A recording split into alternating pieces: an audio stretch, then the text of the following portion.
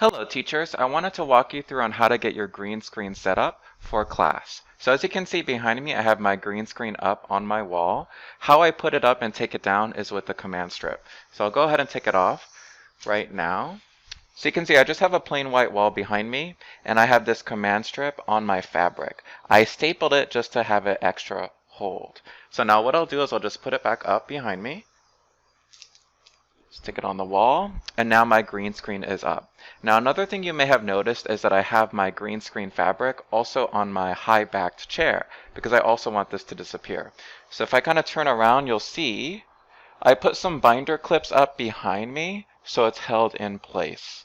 So I can also take that down or take it off when I'm not using it.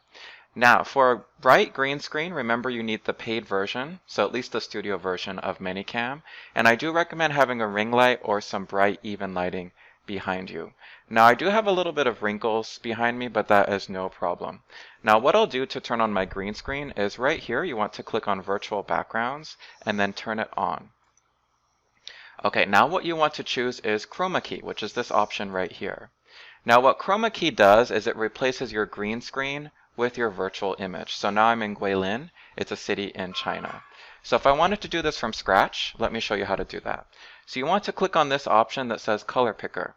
You'll see this little eyedropper tool. So it's right here. And you want to just click, click, click on all the green areas behind you, right?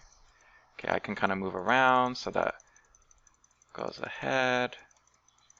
And I'll just keep clicking. I have a little bit right there. And there you go, that looks really good. So you can see I just clicked around to replace that green color with my virtual image. The cool thing about Minicam is that you can also upload your own images or use the ones built in. So for example, I can choose mountains, and I could be in a mountain range right now. So that's what it looks like right behind me on camera. Very cool. Or you can upload your own. So I can choose from my own custom backgrounds. So let's say I want to be right in front of Big Ben. So I just went ahead and picked my own Big Ben background, just like that. Now something you may notice is sometimes when you're using a whiteboard, it doesn't show up correctly. So let me show you what that looks like. So right here, what I did is I have my video preset number 1. Now I want to go and click on this, video playlist. I will right click here and properties. Now usually by default your webcam is set to auto exposure. Auto exposure means it kind of compensates for your colors in your background. Let me show you what that looks like by default. So by default, if I have auto exposure on, what happens is when I'm showing something like a whiteboard or a prop, look what happens to my background. It completely disappears. Messes up what I did, right? I'm going to go ahead and fix that. So what I want to do is I want to turn off that auto exposure. So again, go to properties. You'll see this camera property app come up. You want to click on this tab that says camera control. If I click on that, you'll see that my autofocus is there. Autofocus just means if I show something close to camera, it will focus on the object. So for example, it'll focus on my cat so they can see it clearly. I'll take it off and now it'll focus on me. But as you can see, I have auto exposure on. I want to turn that one off. Okay, so I'll uncheck that. I'll click on apply and OK.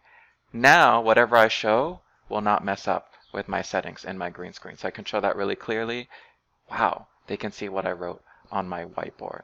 So those are just some tips on how to really have a great green screen. Now, I do get questions about the other options for virtual background. So if you can see here, there are a couple. Number 1 is blur. What that basically does, it just blurs out your background. So let's say you're teaching in front of your kitchen or something like that and you want to just blur it, it'll just manually blur it. Like you can see right now, it's a little bit blurred. Like if I show my cat in the background is blurred like that, right? That's okay. So if you have a background that you can't control, or maybe you're teaching from out of your usual teaching space, that blur one is a good option. Replace is another one. Now replace means that let's say you don't have a proper green screen background. So let me just take this part off. Okay, so you see my white in the back. So if I click on replace, it'll do its best to replace that virtually. So as you can see, it's okay, but there's a little haloing going around my face. And also if I do show a prop, it kind of disappears. So look at that. So having a proper green screen, and I'll put mine back up, can really help with that. So let me put my green screen up with my command strip.